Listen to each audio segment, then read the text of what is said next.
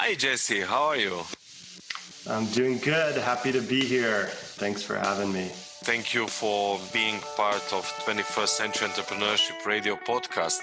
So can you introduce yourself, please?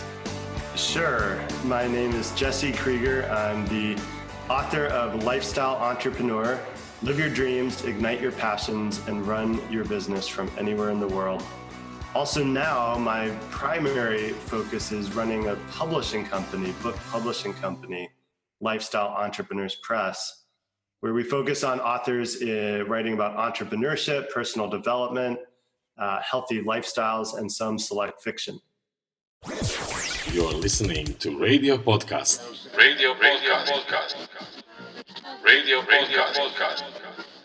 21st Century Entrepreneurship.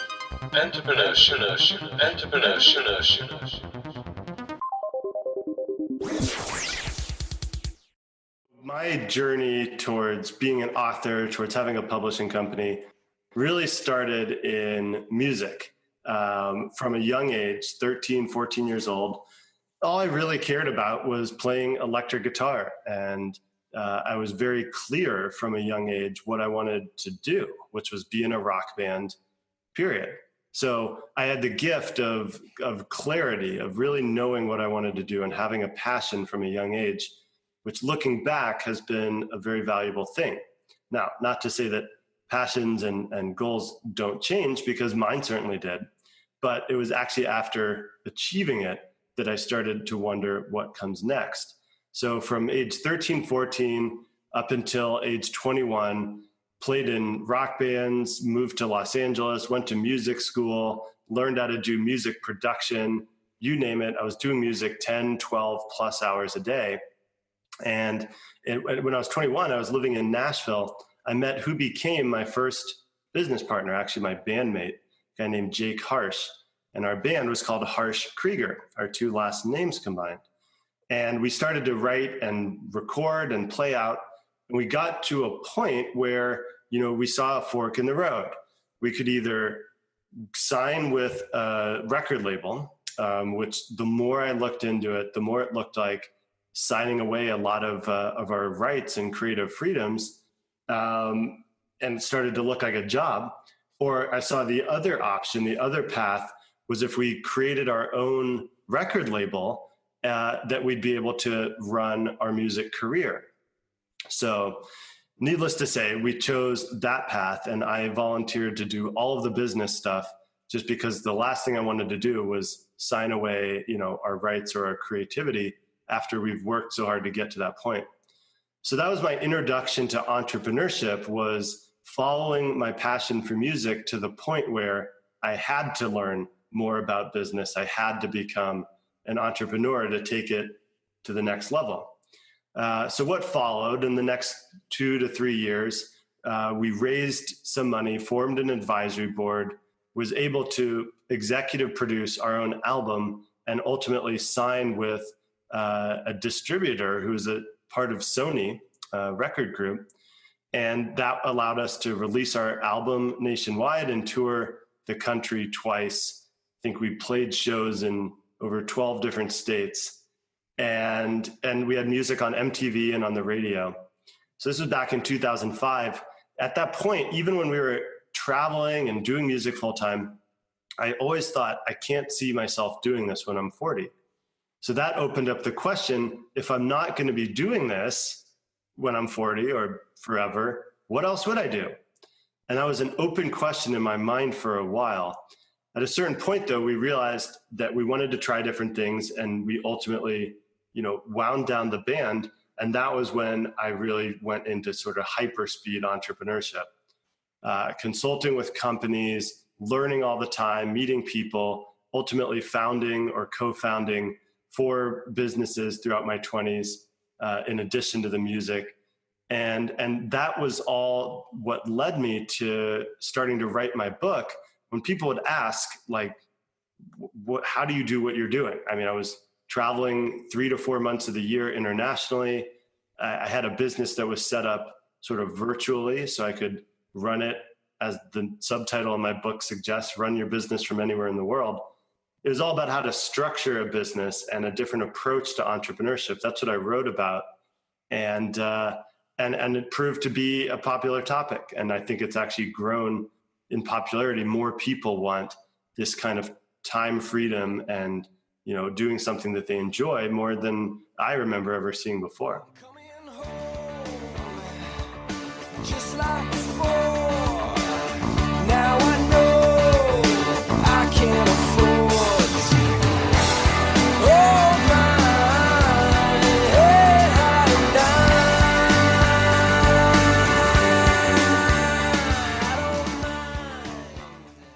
Can you define lifestyle entrepreneurship? I mean, look, if you're an entrepreneur, just an entrepreneur, that brings up some connotations. Maybe, you know, Steve Jobs starting Apple, or people starting Google out of a dorm room or a garage or whatever. And entrepreneurship can be a big topic. So what I wanted to do was define my approach to entrepreneurship, which was very much one focused on lifestyle. And what does that mean to me? I mean, that's having a business that supports your lifestyle.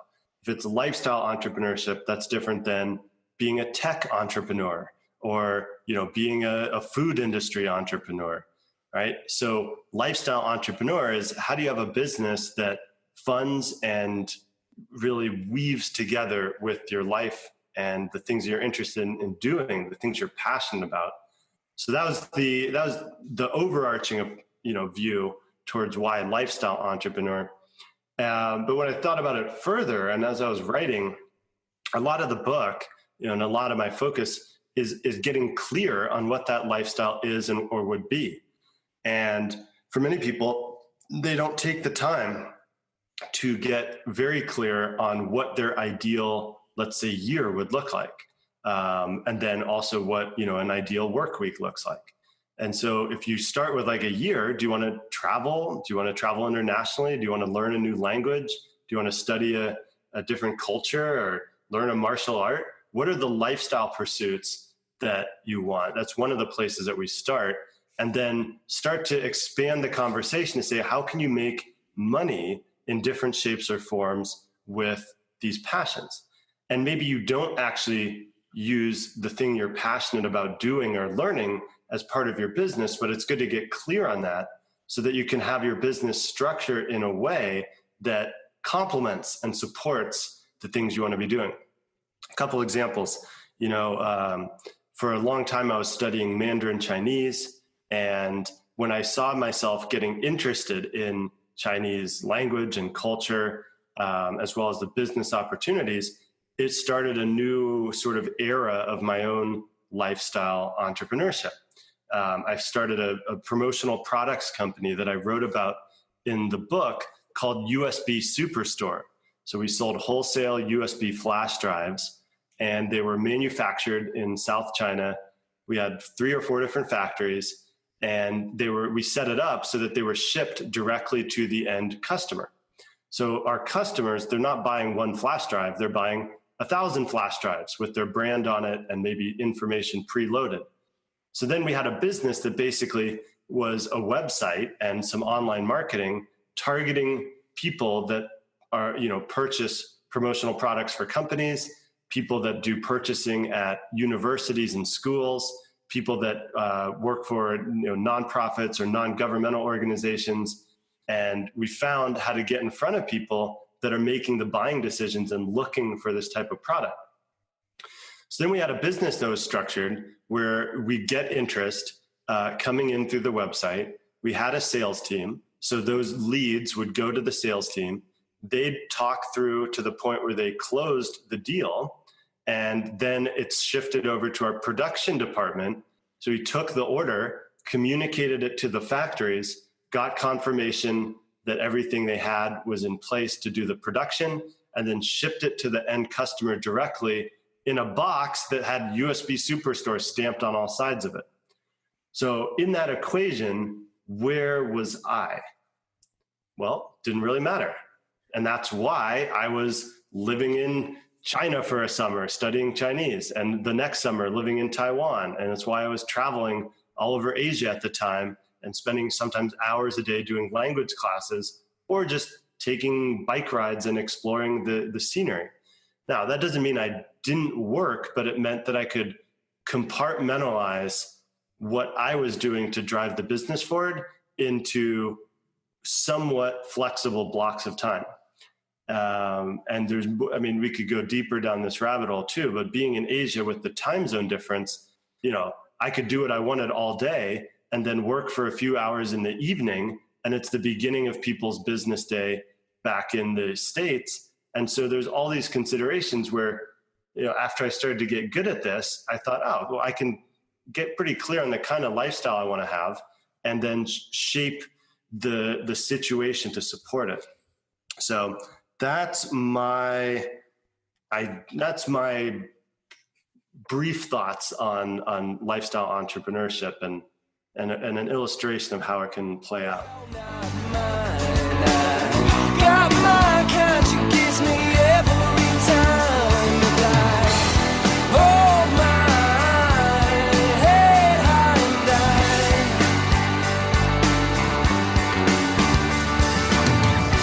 where do I go when I no longer have my setting sun?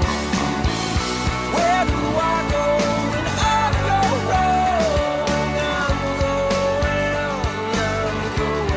home now. So, in your book, you are writing about removing any covers or filters that prevent you from acting the way that feels right. So, from your point of view, what lifestyle entrepreneur requires as a person? What you're referencing in the book, one of the first sections, I call it discovering your identity. But then I go on to say discovering is really dis-cover, removing the cover, discovering your identity. So it's not really, in my view, so much a process of like reinventing yourself as it is clearing away all the BS and the reasons and the social programming that's prevented you from doing what you probably have already wanted to do for a long time. So when you discover your identity, and there's a lot of exercises to do that, you reveal what your real preferences would be. So what type of person does it take to be a lifestyle entrepreneur? I mean, before you can travel the world and run your business from your laptop, you need to actually start and create a business that generates income and allows you that opportunity. So it takes, even if you have a passion to travel and have more time freedom, at the least, you're going to have to put in 6 months or so of really focused effort to build the systems, get the thing off the ground, and get it growing enough so that it can actually support you. So a word of caution, if you're trying to start a business while you're traveling somewhere new every week or two, it's very difficult and I don't recommend it.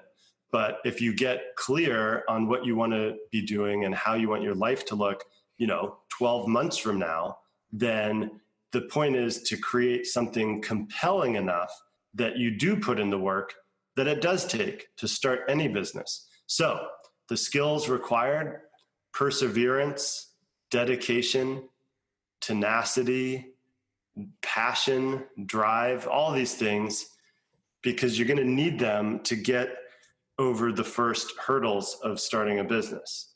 And, starting and running a business, a lot of it is just about problem solving. There's problems, there's obstacles. The more you solve them, the more you break through them, the more your business grows, the better you do. So I just want to make clear for everybody that, starting and running a business has plenty of difficulties inherent in it. But it's, when you compare that against having difficulties or obstacles in your own business versus working for somebody else doing something you don't enjoy, which one is more appealing, right? I mean, there's the saying, I don't even know who came up with it, that entrepreneurs are the only people that are willing to work 80 hours a week to avoid having a 9 to 5, which is only 40 hours a week. But why is anybody willing to work even harder than they would if they were getting a paycheck? It's because the potential payoff and the result is that appealing. It's that attractive. So, being a business owner, having that level of freedom comes with a level of responsibility. So I think it takes somebody who understands that to really, succeed long-term as a business owner. The damage sun and the distant sun burn for my attention. But I hold my head high and down. In between, I can hardly see. I got my kind, she gives me hard to breathe, and I hold my head high and down.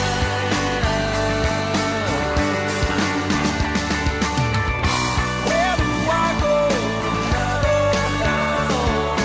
Girl, have my setting sun. Where do I go when I go wrong? I'm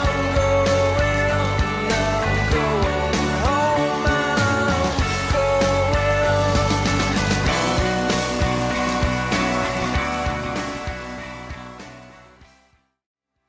What do you think about awareness? Is awareness important in the whole process of yourself, of the context that you are immersed in, of your goals? Oh yeah, definitely. Yep, that's the price that you pay to be an entrepreneur. Is you can't lie to yourself, or you can, but it doesn't last.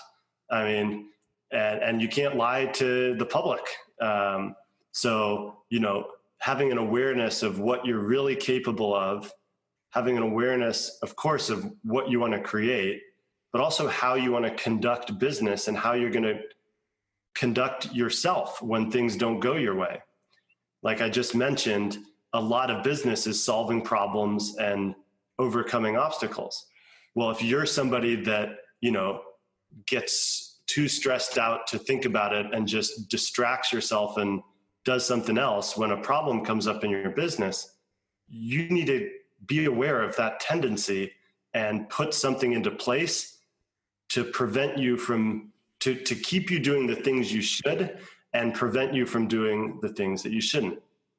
And a lot of this is conditioning, meaning that it comes over time, right? If you've worked for somebody else for 5 years and then you've run your own business for 5 weeks, don't expect that everything's all of a sudden going to be magical and different, because you've got 5+ years of programming in a different way of being in business. So, I think it's always helpful, you asked about awareness, to try and step outside of yourself and look at the situation you're in objectively, which means not from a place of emotional reactivity. Meaning, if something goes wrong, do you get pissed off and frustrated and just walk away and go do something else, or have a beer or hang out with friends? Hell, pretty much anything is easier than solving business problems and creating something that didn't exist before you were working on it. But few things are more rewarding, right? So the juice is worth the squeeze, to use an American aphorism there. The squeeze is what you've got to be willing to do to yourself to get that juice. Because the biggest difference of being an entrepreneur, a lifestyle entrepreneur, running your own business versus working for someone else is the buck stops at you. You can't blame it on somebody else, and you never should as a business owner. Even if something goes wrong and somebody in your company made the mistake, guess who gets to take the responsibility? You do. And if you don't take the responsibility, guess whose responsibility it is anyways? Yours. So, to be aware of the responsibilities required and how you compose yourself in difficult situations is a really big part of the game. Okay, so not to actually burn out. What happens if all you do is work? You're going to burn out. So I always recommend, look, even now, I wouldn't say that my current role as publisher of Lifestyle Entrepreneurs Press, I'm not really a lifestyle entrepreneur, quote unquote, right now. Meaning I'm not traveling the world 3-4 months of the year like I did for a half a decade, because I'm in building mode. And I know that the juice is worth the squeeze that I am putting myself through to grow. We're a pretty rapidly growing company right now, like 60-70% growth year over year. So that doesn't just happen, but it happens when you put in the drive and put in the time and energy, and you see the results in real time when a business is growing, which is great. But the point is, I'll always leave gas in the tank, meaning if I work 8 or 9 hours and I accomplish a lot and there's still more to do, there's always going to be more to do, I'll stop and I'll go do something else. Because if you stop when you know what is going to come next, then it's very easy to pick it back up and continue the next day. Now, what happens if you don't stop, right? If I work 12 or 13 hours and then I go to bed, I'm going to wake up not feeling excited to work. But if I work 8 or 9 hours and then go and meet up with a friend or relax or take a walk or whatever, I call that leaving some gas in the tank. It means the next day, boom, back on it, and I'll do another 8 or 9 hours, and I'll accomplish more in those 8 or 9 hours than a lot of people do in number of days. And so that's the momentum you build by putting in a good effort, giving it your all, and then cutting the thread and doing something else so that your life isn't completely consumed by it.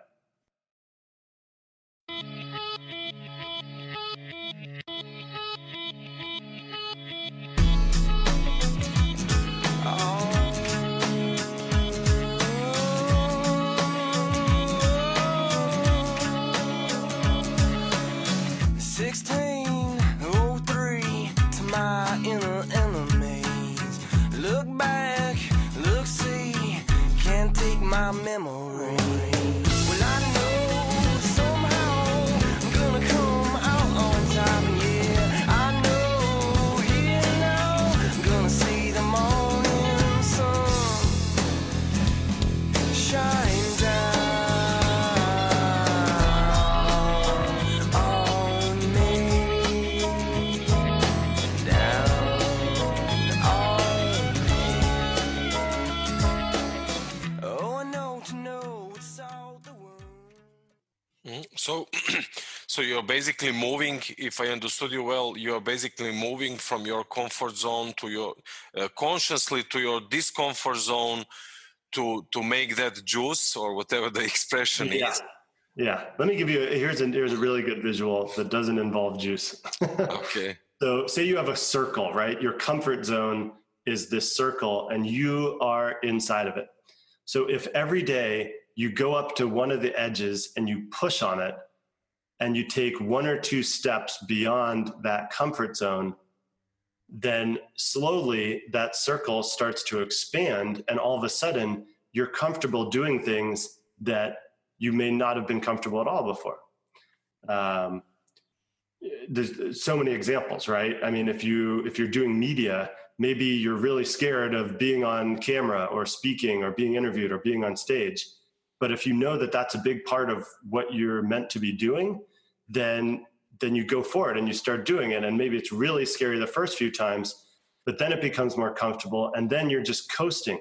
Like this year I ran my third live event, third annual live event. So 3 full days being on stage, teaching of a whole room of people.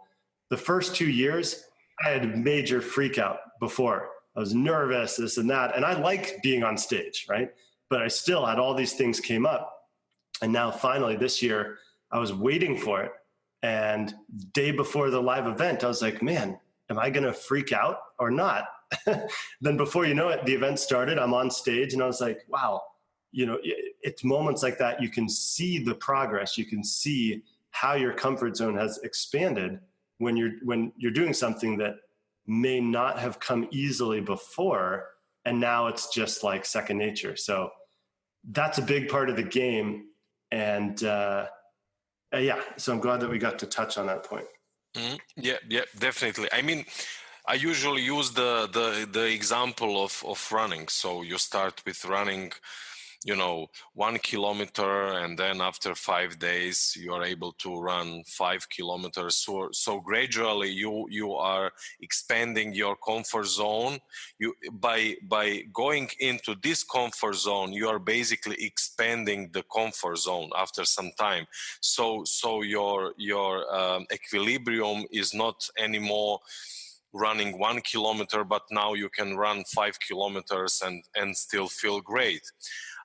So regarding that topic, if you can suggest any positive internal or maybe external drivers or triggers to start doing that, to start going into this comfort zone. Yeah, I mean, if you want to become a real pro as an entrepreneur really quick, then make it your habit to ride the edge of your comfort zone. What does that mean? It means every day you're pushing some edge, right? If we're talking about a circle, maybe you walk over to one part of the circle and you're pushing on it, and that part is, hiring team and managing team. So you put up a job post, you interview people, you give somebody a trial run, you evaluate their performance, you give them feedback, maybe you make them a longer term offer. Right? If you start pushing in that space, eventually you'll have a team, and you'll have a team that can manage other people on your team. But you've got to start with, hiring somebody and learning how that all works. Right? Maybe you go to another edge of the circle, and now it's marketing and sales. Well, maybe you got to put yourself out there more if you're the face of your business, or if it's a product business, like when I talked about my USB business, nobody knew who I was or that I owned the company. But either way, you have to do marketing. You have to get in front of the customer. So maybe you have to learn about advertising. Maybe you have to figure out what Facebook ads are all about, Google AdWords. Maybe you have to test and lose some money before you find something that could potentially work, right? So that's pushing the edge on the marketing side. Now, if you ride the edge, it just means that if you don't shy away from doing the things that you need to do to grow the business, then the business grows. The nice thing about business is that it's somewhat linear and logical, meaning if you do something, you get results and you can analyze those results and improve, right? If I spend $100 on advertising, I can see how many clicks there were, how much did it cost per click, did we drive any sales, et cetera, et cetera. And so you get information when you take action. If I hire somebody, well, I can read their background, I can see where they used to work, I can interview people, but now I hire them and I'm paying them. Are they doing a good job? What could be improved? How can I create a system so that it's easier for people to work for the company?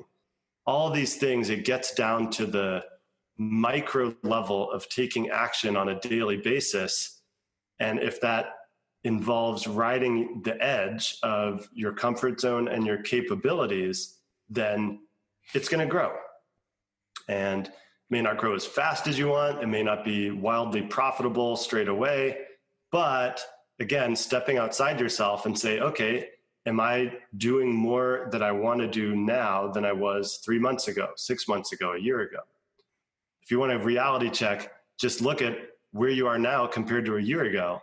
And oftentimes I think, assuming you've been in business for over a year, but a lot of times I think it's easy for us to discredit what we've done and just focus on what's happening right now. Whereas if you look back over a year, you say, oh, wow, you've got to admit you've accomplished a lot, right? If I look at all the things I've done in the last 3 months, it's easy for me to feel better if something's going wrong right now. And so the momentum that you build by riding your edge, being aware, taking the steps that you need to grow your business, and then keeping the perspective, it's a balance, I'll admit.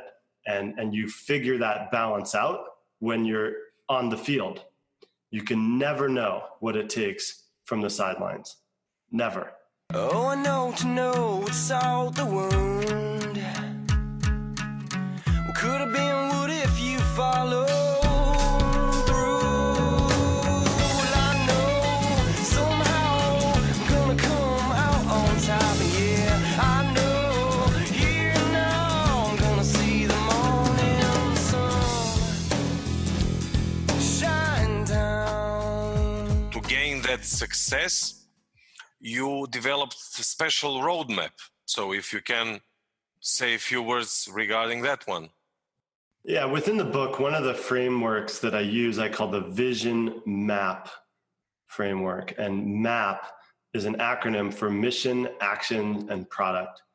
And the vision map really is, at this point in the book, we've started to craft a vision, and you've gotten more clear on your ideal lifestyle. So that becomes the vision.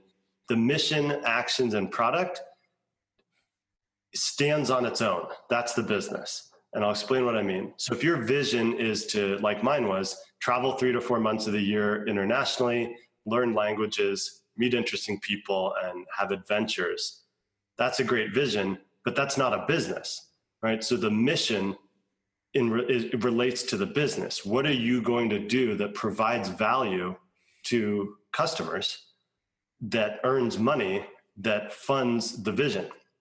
So in our case, our mission with the USB business was to have a virtual company servicing clients around the world with high quality promotional products and customer support. So that mission is related to the business, and the action and the product. The actions are then, what do you do to execute on the mission? So if we want to have a business that serves customers around the world with high quality promotional products, well, advertising on the internet allows you to reach people around the world. Having a factory or producers that can ship product anywhere in the world fills the other requirement. And then and then having a good customer support fills the last part, right? Then the actions are, how do we get a high performing marketing campaign? How do we have relationships with suppliers so that we can always fulfill on orders that we take? How do we have a customer service manual so that we can hire people to deal with customers, and that they follow, a script that we've found works well? So those actions become the tactical part of running the business. And then the P, the product in the MAP, in the vision map, is analyzing the results. The product is the end result, right? So once we've completed an order, sent it to the customer, we can analyze, did we make money on this order? Did we have to spend a lot of marketing on this order? Did we have a lot of customer support time that related to this order? So we can analyze the product once it's all done, and that becomes a feedback loop. How do we improve the actions? The actions and the product are like two sides of the same coin. You take an action, you get a result. Result and product can be a same idea. The results then help you figure out, how do I take better actions? And so that feedback loop is what drives the business forward. And the mission is like the guiding principles for the business, and the vision is what you personally want to accomplish and realize. And it doesn't need to relate to the business at all. So truly, the vision map, it's a map to achieve your vision. And the map is the business. It's the roadmap for how you're going to operate your business.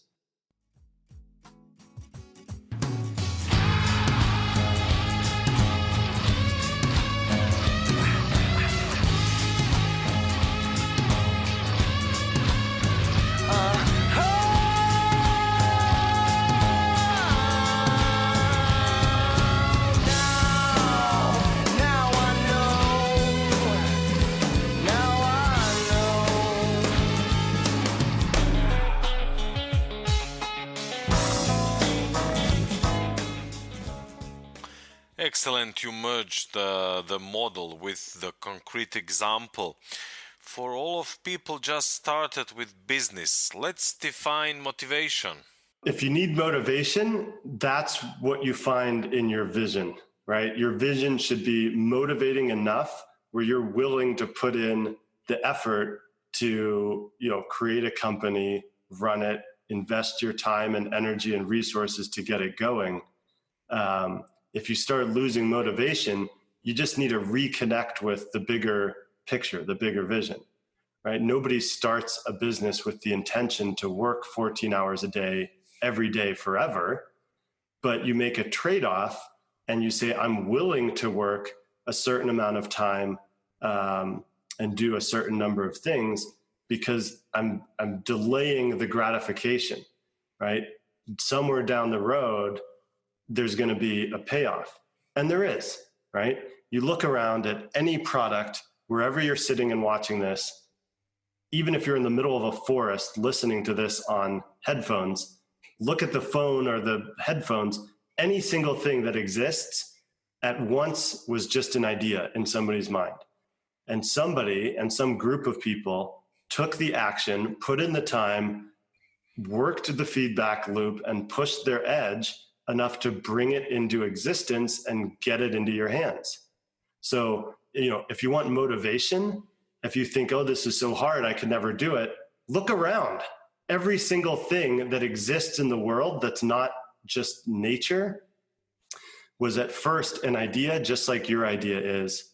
And then it became a business, and then it became a business that scaled to the point where you discovered the product and purchased it.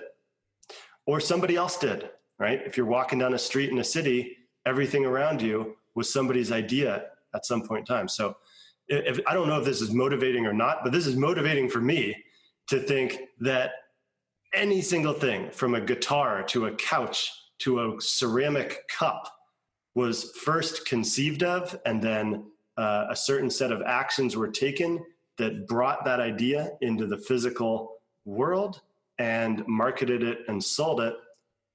And I think that that's a good motivator anytime things seem overwhelming or very difficult.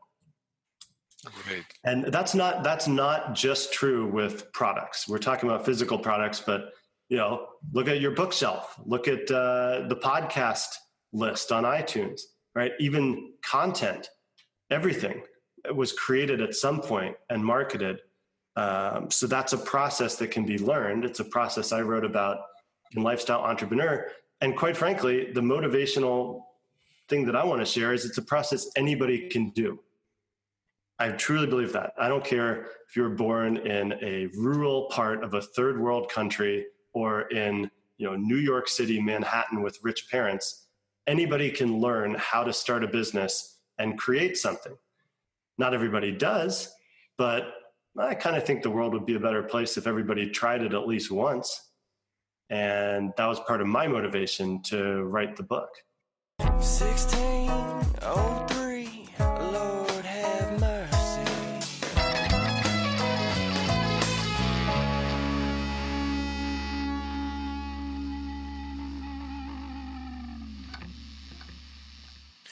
Jesse, there is the whole chapter in your book.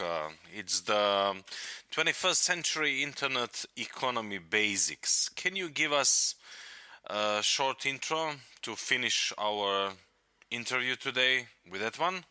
I'm going to quote from memory here. I don't have the book in front of me, but I love how I started that chapter. And I think it was something like, I'm unemployed, period. And then it says, if you look at labor statistics, I've never been counted in the employed column, but that doesn't mean that I haven't been working.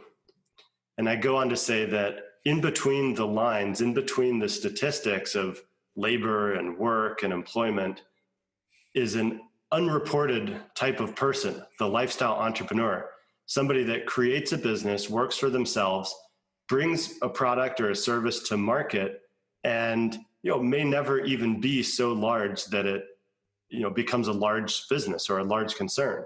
But you can grow a small business and do very well with it and have a great life. And if the purpose of having the business is to support your life, you don't need to build a multi-million-dollar business.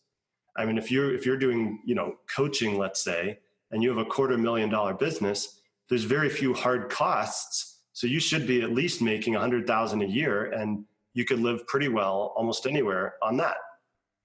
Now, you have to build up to that $250,000 business, but that's a business of the size where, it's not on many people's radar. Of course, it's on your client's radar. But the point being, that the tools that are available here and today, and they've improved, there's even more available now since I wrote the book, and the internet economy, the whole global economy, I think, is moving more towards this model, meaning, hiring people as independent contractors, setting up relationships where you pay people when they work, but you're not paying them when they don't. The gig economy, quote unquote, or freelancing, you can set up a whole business without having a single employee by hiring and managing teams or specialists, which you can find on sites like Upwork.com, Fiverr.com, Time, etc., all these other platforms that exist. And I encourage you to explore it. So, if what we've talked about today sounds remotely interesting, then you're probably going to love Lifestyle Entrepreneur. And Lifestyle Entrepreneur is available wherever books are sold. So go on Amazon or whatever sounds good to you. Go into your local bookstore and ask for it. And I hope you pick up a copy. If you do, reach out and get in touch with me, because I have that invitation available for everybody that does read my book, which, as it turns out, is how I wound up on this interview here with you today. So thank you for that, Martin.